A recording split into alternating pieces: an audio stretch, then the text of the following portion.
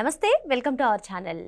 ఇప్పటికే liquor scam లో YCP కీలక నేతలందరూ కూడా అరెస్ట్ అయి ఉన్నారు. మరి ఇప్పుడు ఆరుదాం ఆంధ్రాలో జరిగినటువంటి అవినీతి పైన విజిలెన్స్ పూర్తి స్థాయిలో నివేదిక ప్రభుత్వానికి ఇచ్చినట్టుగా తెలుస్తుంది. మరి మొత్తానికి మరి రోజా అదే విధంగా బైరెడ్డి సిద్ధార్థ్ రెడ్డి వీళ్ళందరూ కూడా అరెస్ట్ అవుతారా? ఏం జరగబోతుంది? ఒకవేళ వీళ్ళు అరెస్ట్ అయితే వైసీపీ పరిస్థితి ఏంటి? ఇటువంటి అంశాలన్నీ కూడా చర్చించడానికి మనతో పాటుగా ఉన్నారు ప్రముఖ రాజకీయ సామాజిక విశ్లేషకులు అప్పసాని రాజేష్ గారు. నమస్తే. నమస్కారం. ఇప్పటికే వైసీపీ పరిస్థితి ఉక్కిరిబిక్కిరని చెప్పుకోవచ్చు సార్. మిథున్ రెడ్డి కూడా జైల్లో ఉన్నారు. మరి ఇప్పుడు అంటే కూటమి ప్రభుత్వం అధికారంలోకి వచ్చిన తర్వాత వైసీపీ హయాంలో జరిగినటువంటి అవినీతి పైన విచారణ చేపిస్తుంది, ఒక్కొక్కటిగా బయటకు వస్తున్నాయి. మరి ఈ నేపథ్యంలో ఆరుదాం ఆంధ్రలో జరిగినటువంటి అవినీతి పైన విచారణ పూర్తయింది. విజిలెన్స్ నివేదిక ప్రభుత్వానికి కూడా ఇచ్చినట్టుగా తెలుస్తుంది సార్. మరి మొత్తానికి రోజా అదేవిధంగా బైరెడ్డి సిద్ధార్థ్ రెడ్డి అరెస్ట్ ఖాయమంటారా, ఏమంటారు? ఇక్కడ మీకు శాప్ చైర్మన్గా పనిచేసిన బైరెడ్డి సిద్ధార్థ్ రెడ్డి ప్రస్తావన, అలాగే నాటి క్రీడల శాఖ మంత్రిగా పనిచేసిన రోజా గారి ప్రస్తావన తీసుకొచ్చారు కాబట్టి నేను ఒక పోలికతోటి నేను బిగిన్ చేస్తాను. నేను గత నెలలో తానా నాట్స్ సభల్లో పాల్గొనడానికి అమెరికా వెళ్ళాను. 5-6 తారీఖులు ఫ్లోరిడా రాష్ట్రంలో నాట్స్ సభల్లో పాల్గొనడానికి ముందు తానాలో పాల్గొని తర్వాత నాట్స్ సభల కోసం ఫ్లోరిడా వచ్చాను నేను. ఆ సభల ప్రాంగణంలో ఎగ్జిబిషన్ స్టాల్స్ కూడా నడుస్తూ ఉంటాయి. అంటే కొన్ని వేల మంది అక్కడికి ఆహ్వానితులు వస్తూ ఉంటారు కాబట్టి కొన్ని చీరల షాపులు, కొన్ని స్థానిక వంటలు, ఇక్కడ మన ఇండియన్ ట్రెడిషనల్ వంటలు ఇవన్నీ అమ్మేవాళ్ళు, రియల్ ఎస్టేట్ స్టాల్స్, రకరకాల ఎగ్జిబిషన్ ఎవరి ప్రమోషన్కి వాళ్ళు స్టాల్స్ పెట్టుకుంటారు అక్కడ. ఈ అతిథులందరూ కూడా ఆ స్టాల్స్ కూడా చూస్తూ ఉంటారు. అలాగే నేను కూడా స్టాల్స్ చూద్దామని చెప్పని లోపలికి వెళ్ళాను. నేను వెళ్ళేటప్పటికి ఒక స్టాల్ దగ్గర ఒక 5-6 ఎన్ఆర్ఐలకి ఒక కుర్రాడు బాగా డెడికేటెడ్గా ఏదో ఎక్స్ప్లెయిన్ చేస్తున్నాడు. దూరంగా నేను చూసేటప్పటికి అక్కడ ఫ్లెక్సీ మీద చంద్రబాబు నాయుడు గారి బొమ్మ కనపడింది. సరే, మన కామన్ ఇంట్రెస్ట్ కదా, ఇదేంటి ఇక్కడ చంద్రబాబు నాయుడు గారి బొమ్మ ఉంది అని చెప్పని నేను ఆ స్టాల్ దగ్గరికి వెళ్ళేటప్పటికి ఆ కుర్రాడు ప్రస్తుత ప్రభుత్వంలో శాప్ చైర్మన్గా నియామకం చేపట్టబడ్డ రవి నాయుడు. అతని పక్కన ప్రస్తుత ఎమ్మెల్సీ కావలి గ్రీష్మ కూడా నిలబడి ఉంది. తను ఒక ఇద్దరికి ఎక్స్ప్లెయిన్ చేస్తూ ఉంది. ఏంటి అని చెప్పని నేను కూడా వెళ్ళాను. నాకు ఇద్దరు పరిచయం ఉన్న వ్యక్తులే. నేను కూడా వెళ్ళేటప్పటికి అక్కడ జరుగుతున్న ఇష్యూ ఏంటి అంటే, ఆంధ్రప్రదేశ్ రాష్ట్ర స్పోర్ట్స్ అథారిటీ తరఫున శాప్ తరఫున నాట్స్ కన్వెన్షన్లో ఒక స్టాల్ ఏర్పాటు చేశారు. వాళ్ళ మోటివ్ ఏంటి? వాళ్ళకు స్లోగన్ తీసుకున్నారు, adapting a player, adapting a game, adapting a ground or infrastructure. అంటే ఇవాళ గ్రామీణ ప్రాంతాల్లోనో ప్రతిభ ఉన్న పేద క్రీడాకారులు ఉంటారు. ఇవాళ క్రీడలు అనేది డబ్బులున్న వాళ్ళకి మాత్రమే క్రీడలు కాదు. ఆ ప్రతిభా పాఠవాలు ఎవరికుంటే వాళ్ళని క్రీడాకారులుగా ఆ ప్రతిభా పాఠవాలు రుజువు చేసుకుంటే వాళ్ళని ట్రైనింగ్ ఇచ్చి వాళ్ళని రాడ్ తేల్చాల్సిన బాధ్యత ప్రభుత్వానిది. ఈ రాడ్ తేల్చే ప్రాసెస్లో ఏమవుతుందంటే, ఆ శిక్షణకి కానీ కొన్ని రకాల క్రీడలకి ఆ ఎక్విప్మెంట్ కానీ ఇవన్నీ చాలా ఖరీదుతో కూడుకొని ఉంటాయి. పేద కుటుంబాల నుంచి వచ్చిన వాళ్ళు వాటిని ఎఫర్ట్ చేయలేరు. తర్వాత వివిధ ప్రాంతాల్లో జరుగుతున్న ఈ స్పోర్ట్స్ మీట్లో వాటిలో పాల్గొనాలి అంటే అది కూడా ఖరీదుతో కూడుకున్న వ్యవహారమే. ఈ ప్రయాణ ఖర్చులు, అక్కడికి వెళ్ళి స్టే చేయటం, తర్వాత వాళ్ళకి కావాల్సిన కోచ్లు నియామకం చేసుకోవటం, దానికి కావాల్సిన క్వాలిటీ ఫుడ్ తీసుకోవటం, మరి వాళ్ళను వాళ్ళు రాడ్ తేల్చుకోవడానికి ఫిజికల్గా ఫిట్గా ఉండటానికి మరి ట్రైనర్లు, అలాగే ఆ జిమ్ ఎక్విప్మెంటు, ఇవన్నీ కూడా ఖరీదుతో కూడుకున్నది. దీన్ని భరించలేరు. ఇవాళ భారతదేశం ఇవాళ ప్రపంచంలో ఒలింపిక్స్ లాంటి క్రీడా పోటీలు జరిగినప్పుడు చిన్న చిన్న దేశాల కన్నా కూడా తక్కువ స్థాయిలో ఇవాళ క్రీడల్లో పథకాలు గెలుచుకుంటుంది అంటే కారణం ఏంటి అంటే, క్రీడా నైపుణ్యానికి మనకు కొదవలేదు. మట్టిలో మాణిక్యాలు చాలామంది ఉంటారు, కానీ వాళ్ళని ఐడెంటిఫై చేసి ప్రభుత్వాల పరంగా వాళ్ళకి ప్రోత్సాహకాలు ఇచ్చి, ఇక్కడ ఏం జరుగుతుంది, సహజంగా క్రీడాకారులు ఏ ఏజ్లో ఉంటారు? యంగ్స్టర్స్ ఉంటారు. సహజంగా యంగ్స్టర్స్కి చదువుకొని ఒక కెరీర్ ప్లాన్ చేసుకుంటే రేపు రోజున మా భవిష్యత్తు గ్యారంటీ అనేది ఆ కుటుంబ సభ్యులు కూడా ఆలోచిస్తారు. అలా కాకుండా చదువుని కెరీర్ని పక్కకు పెట్టేసి క్రీడలనే కెరీర్గా ఎంచుకున్నారనుకో, రేపటి రోజున మా భవిష్యత్తు ఏంటి అనే అభద్రత, అరే వీడు చదువును వదిలేసి ఈ క్రీడల వెనక పరిగెత్తా ఉన్నాడు, రేపటి రోజున వీడి ఫ్యూచర్ ఏంటి, వీడికి జాబ్ ఎలా వస్తుంది, రేపు ఎలా సెటిల్ అవుతాడు, మనకు ఆస్తిపాస్తులు ఏం లేవు కదా, ఇవాళ వీడితో తోడపుట్టినాళ్ళు చదువుకుంటున్నారు, వీడి స్నేహితులందరూ చదువుకుంటున్నారు, వీడొక్కటి రేపు జీవితంలో వెనకబడతాడేమోననే భయంతో తల్లిదండ్రులు వాడిని డిస్కరేజ్ చేస్తారు.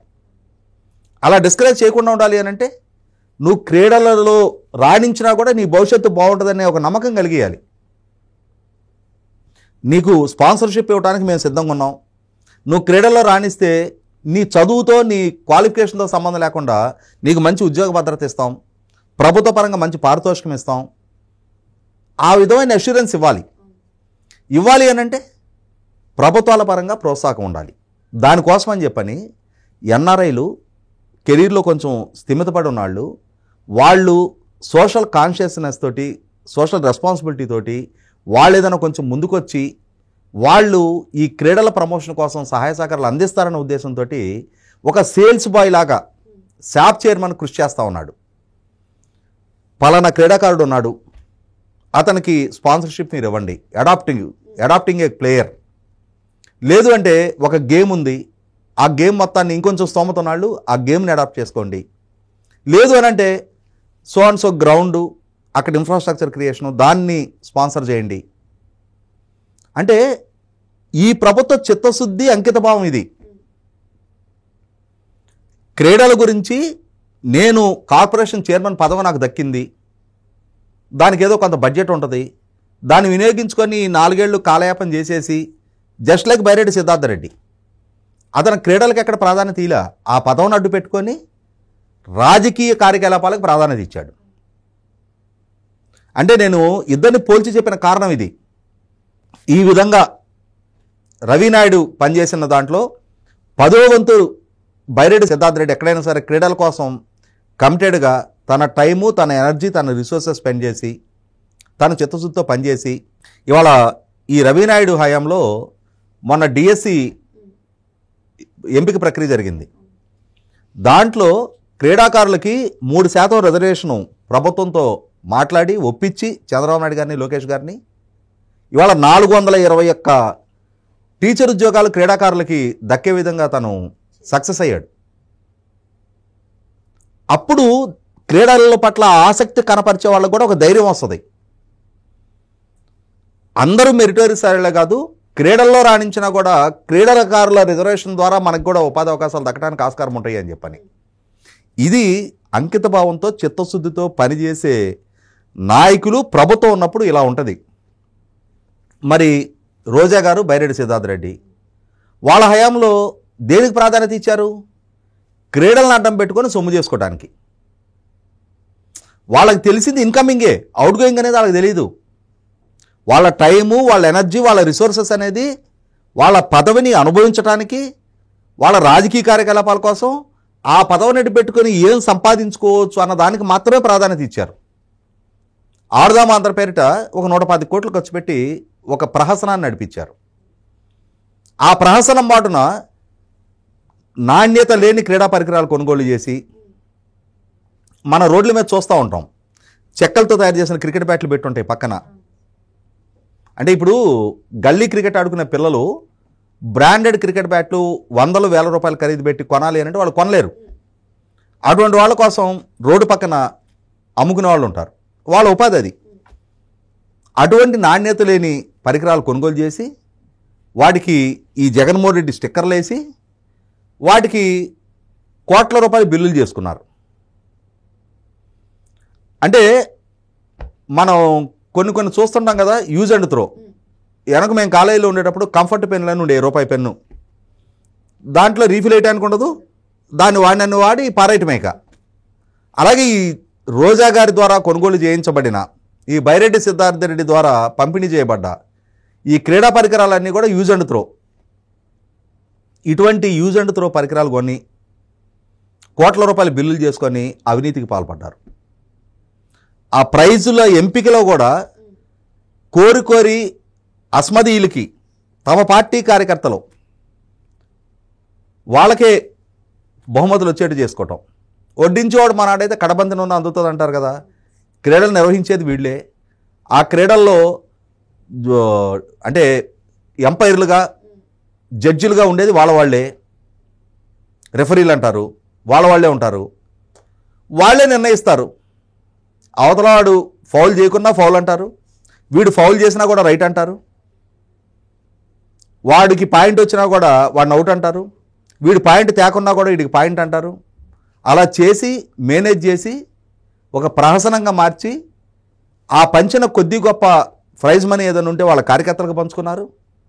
దీని మాటన వాళ్ళకి పంచుతూ సాగ్గా చూపించి వీళ్ళు మాత్రం కోట్ల రూపాయలు వెనకేసుకున్నారు. అంటే దీన్ని అడ్డు పెట్టుకొని కొంత డబ్బు సంపాదించుకోవడానికి జగన్మోహన్ రెడ్డి ఒక వెసులుబాటు కల్పించాడు. ఈ ప్రభుత్వ అధికారులకు వచ్చిన తర్వాత అప్పుడే ఆరోపణలు గొప్పమన్నాయి, మీడియాలో విస్తృతంగా చర్చ జరిగింది. కానీ ఆ రోజున తూనా బొడ్డు అని చెప్పని వాటికి స్పందించిన వాళ్ళు లేరు, సమాధానం చెప్పిన వాళ్ళు లేరు. ఇప్పుడు ఈ ప్రభుత్వ హయాంలో విజిలెన్స్ విచారణ జరిపారు, స్పష్టమైన సాక్ష్యాధారాలు వెలికి తీశారు. దాంతో 40 కోట్ల రూపాయలు పైగా దుర్వినియోగం జరిగింది అని చెప్పని నిర్ధారణ అయింది. ఇప్పుడు చర్యలోకి ఆదేశిస్తారిక రిపోర్టు ప్రభుత్వానికి వాళ్ళు సబ్మిట్ అవుతూ ఉంది. 100% ఈ రిపోర్టుని ప్రభుత్వం ఆమోదించడం ఖాయం. ఎవరెవరైతే బాధ్యులుగా ఉన్నారో ఈ క్రీడల మాటున ఈ నిధులు మేత మేసిన వ్యక్తులు ఎవరైతే ఉన్నారో వాళ్ళందరినీ కూడా చట్టం ముందు, అది మంత్రి, శాప్ చైర్మనా, అధికారుల స్థాయిలో జరిగిందా, అన్నీ నిర్ధారణ అవుతాయి. అంటే ఇప్పటిదాకా మనం రకరకాల కుంభకోణాల గురించి ఉంటున్నాం, జరుగుతున్న అరెస్టుల గురించి ఉంటున్నాం.